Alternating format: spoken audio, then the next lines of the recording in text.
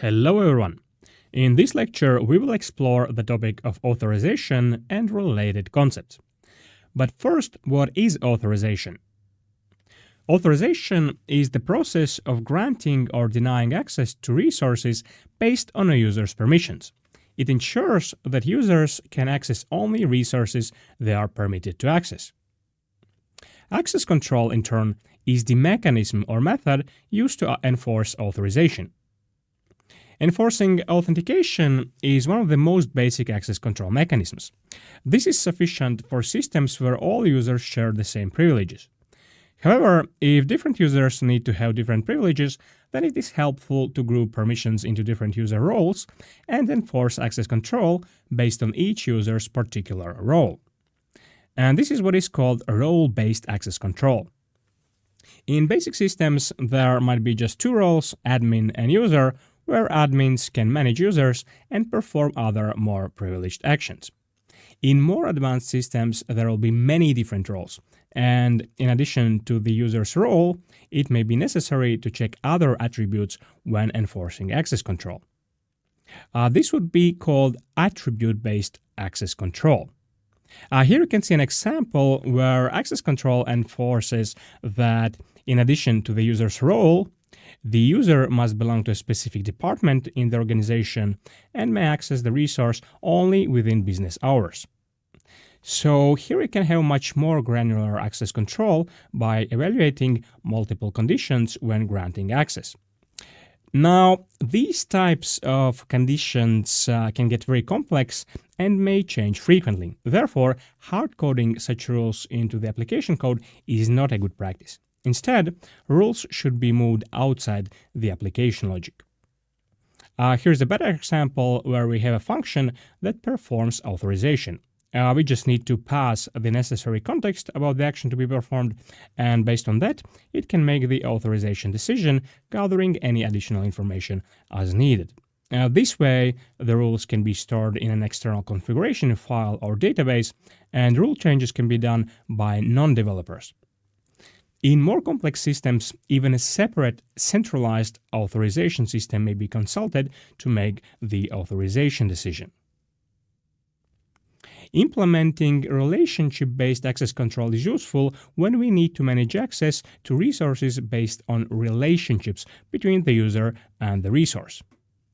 Here's an example where access to a project is determined based on whether the particular user is a member of the particular project and the manager role there. You can think of other examples such as whether users are allowed to access only those documents that they have created, and so on. So these are the most common models for implementing access control. Seemingly, there's really nothing too complicated here. The owner of the system has to define authorization rules based on its business requirements, and the application developer must simply ensure that these type of checks are added in each place in the code where the particular action is performed.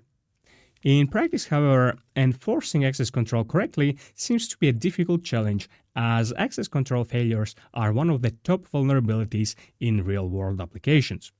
The biggest data breaches usually occur due to broken access control.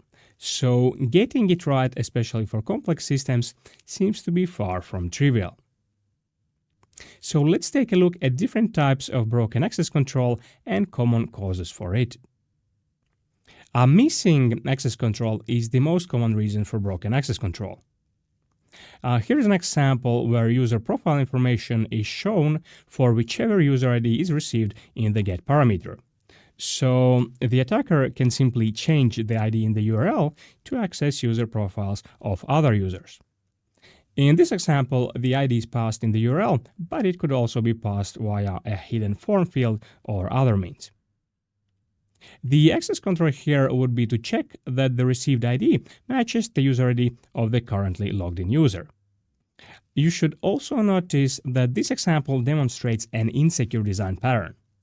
Instead of receiving the user ID from the client side and then validating it, the page should accept no user ID, but instead obtain it from the authenticated user session information directly. This way, the application will be forced to perform access control implicitly. So the first secure design principle is to avoid exposing identifiers in URLs and post bodies if possible. This, of course, will not be possible if there is more than one object that the user may access. In such cases, an explicit authorization check must be added to match the received ID against the IDs of allowed objects. This type of vulnerability is called Insecure Direct Object Reference, or IDOR. So this is a fancy name for a vulnerability where the application exposes a reference to an internal object and fails to properly check whether the user may access it. Forced browsing is a similar vulnerability where, for example, a regular user can access the admin dashboard because it is not protected by access control, or access uploaded private files directly. So the only difference from IDOR is that here we have no object ID involved. Anyhow, one of the most common reasons behind missing access control is that developers simply forget to implement access checks. There are also many resources and endpoints that need to be protected, and the application logic has to account for all possible edge cases. And furthermore, missing access control checks are difficult to spot during normal testing or development as they do not break the system's functionality. Then, broken access control may be due to faulty implementation. Execution after redirect is a common vulnerability where the application sets the HTTP header to redirect the user's browser to some location, but forgets to terminate the program flow. As a result, the code continues executing regardless of the redirect instruction given to the user's browser. When testing, it is hard to spot such a flaw because standard browsers will ignore the HTTP response body as soon as the location header is received. However, the attacker can use a browser that ignores redirects and thereby bypass such broken access control. So in PHP, we must add die or exit here to terminate the script execution at this point. Client-side authorization is when the application relies on the client-side access restrictions, which of course can be bypassed by an attacker.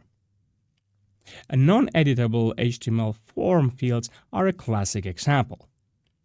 Here's an example of the price field set to read-only, with the hope that the user will not change it using browser developer tools. Or here's an example of a drop-down list used to enforce a limited set of discount values. A malicious user could add here the value platinum and potentially gain a higher discount if it is accepted by the backend. Hiding UI elements for less privileged users is another example. Here's an example where the backend renders the edit button only if the user is author and therefore is allowed to perform the edit action. Yet the backend still accepts the corresponding unauthorized requests if they are received. An attacker here could copy the UI element from an object where the attacker has the edit permissions and adjust the button parameters accordingly. So in this example, the backend decided not to return the UI element. However, in modern single-page applications, it is common to load the entire UI code to the client side and use client-side logic to decide which UI controls to display for different users. In such cases, it is much easier for an attacker to manipulate the UI and bypass this kind of broken access control. In some cases, the backend may trust data stored on the client side when enforcing access control. Here's an extreme example where the backend uses a cookie to store a flag indicating whether the user has admin rights. A malicious user here could simply change the value in the cookie to gain admin permissions. This would be called a privilege escalation attack, as by exploiting the flaw, the user would gain elevated privileges in the system.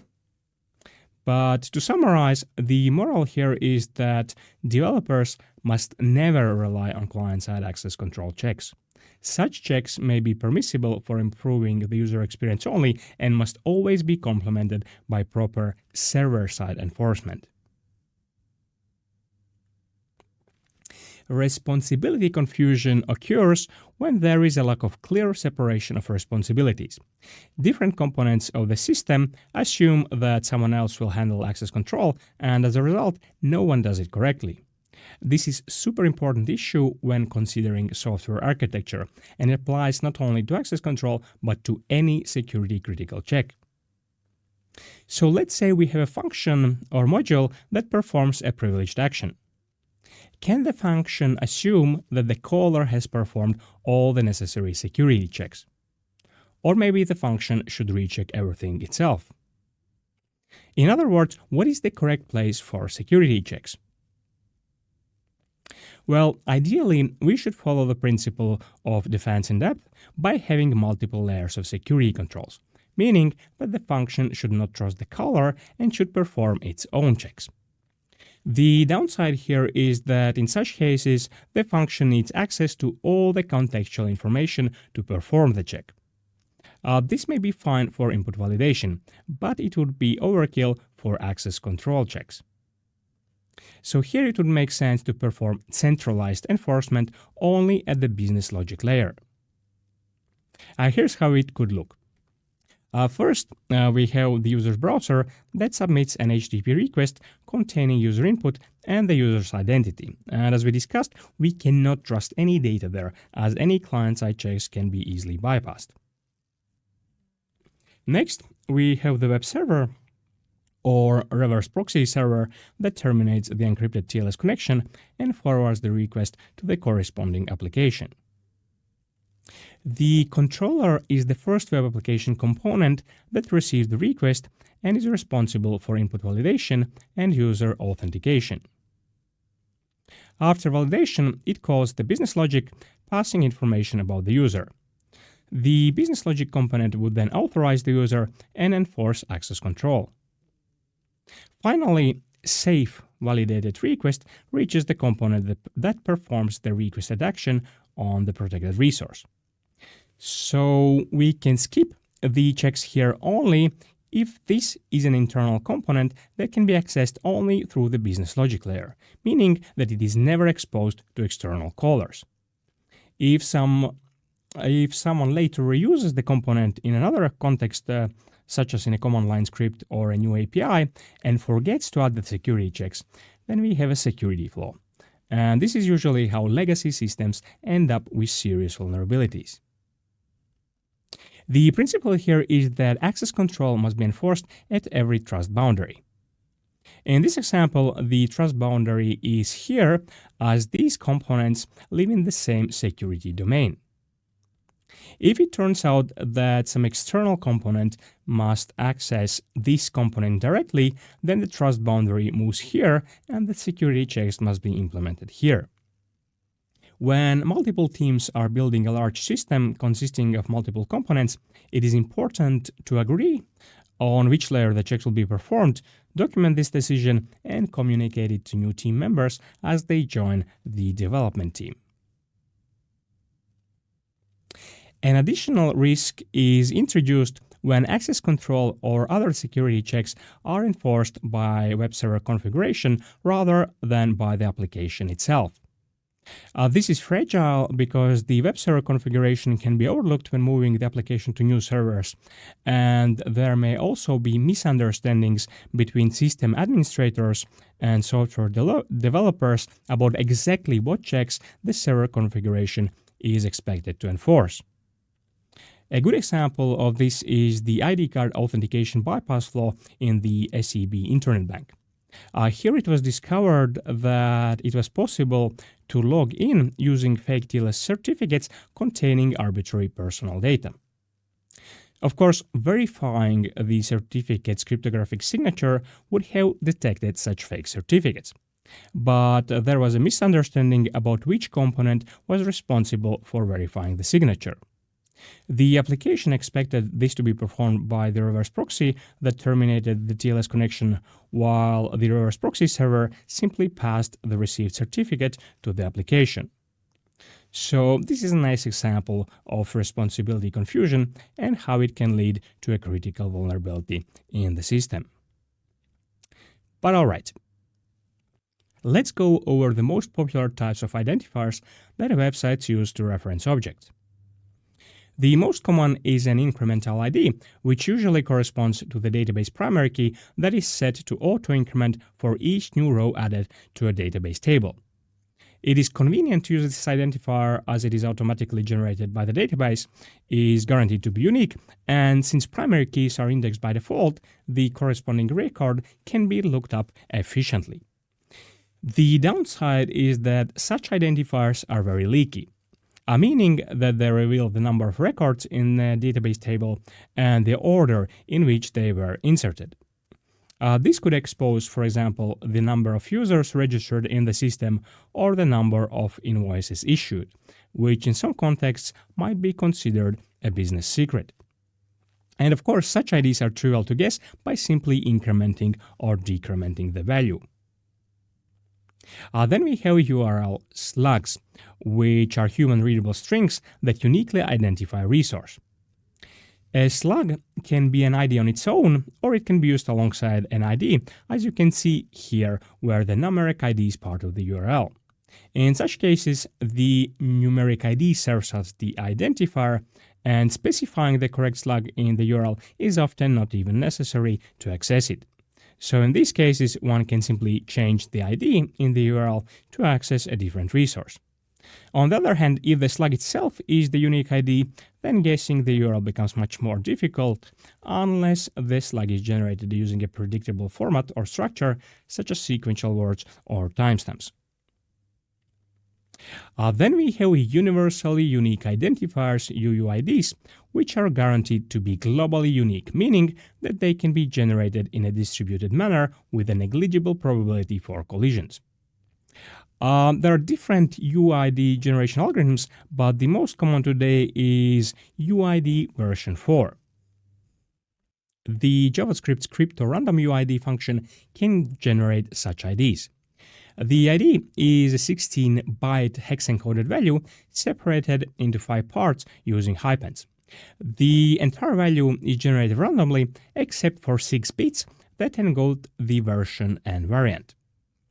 So all version 4 UIDs will have this hex character set to 4, and this character will have values A, B, 8, or 9, because 2 bits here are fixed. So if we generate a bunch of version 4 UIDs, we can see that this character is always 4, and this one can only be A, B, 8, or 9.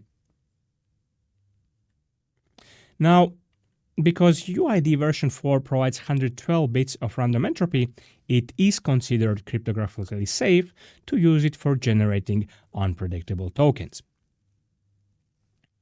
Then some systems use UUID version 1, which is not generated as a random number, but is time and node based. Similarly to version 4 UIDs, it can be identified by the version character set to 1 and the 2 fixed variant bits, which have the same value as in version 4 UIDs. The ID consists of 3 parts.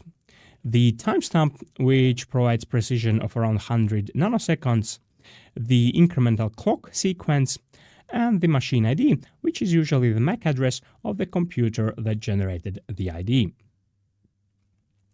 This sequence number here is initialized to random value and is incremented only when the previous timestamp has the same value as the current one, which means that the UUID version 1 generator must keep track of the last generated timestamp.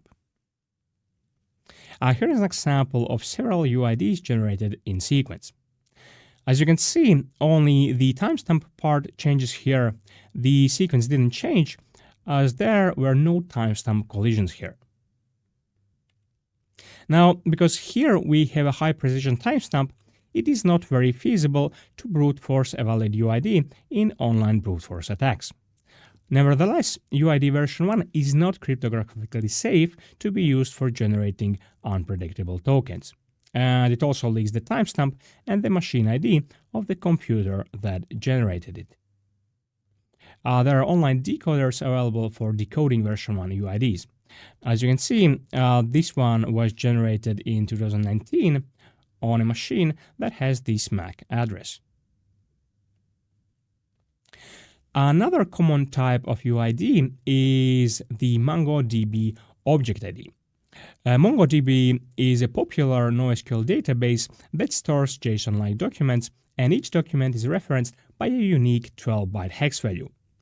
So if you see that a website uses 24-character hex values as IDs, then it is very likely that the website uses MongoDB for data storage.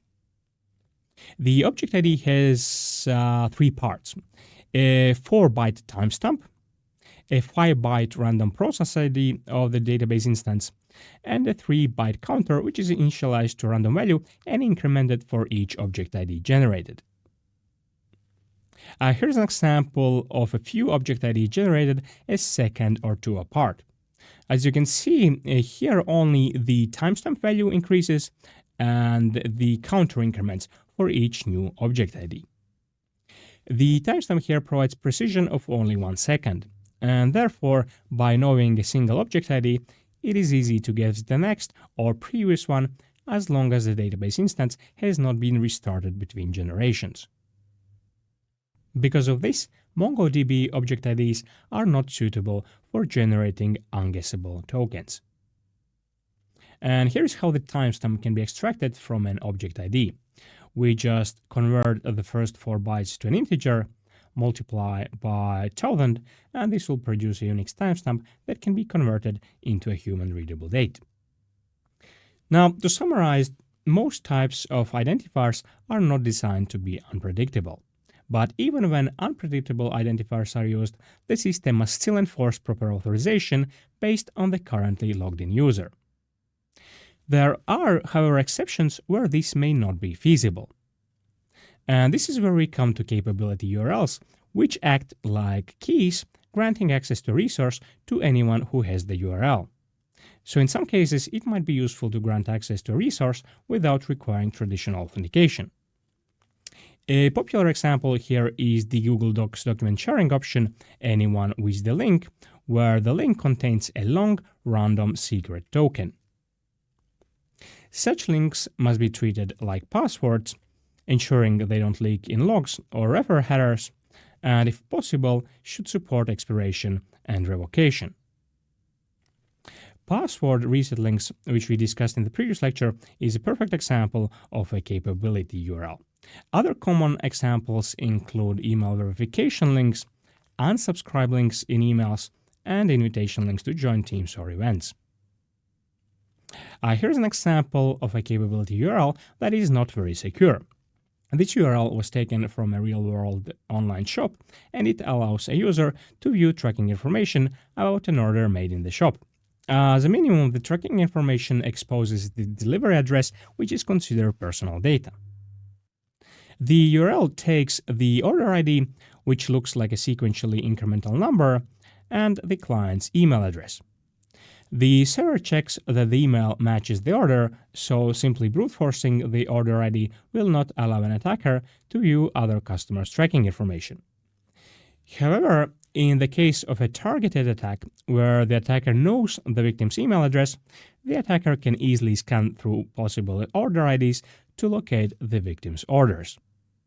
So this is a bad example, and the URL should have instead contained a random token. Sometimes online services support such a weak form of authorization for usability reasons, especially when it is not feasible to deliver a long random secret over digital channels. An example here would be an order which is made over the phone or through physical channels, and it is not feasible for the user to type in a long random token printed on a paper receipt, while typing in the order ID and the client's phone number would be acceptable from a usability perspective. In all other cases where a secure capability URL can be delivered over email, there is no excuse for using such weak capability URLs as we see here. Well, alright, with that we conclude the lecture. Thank you for watching.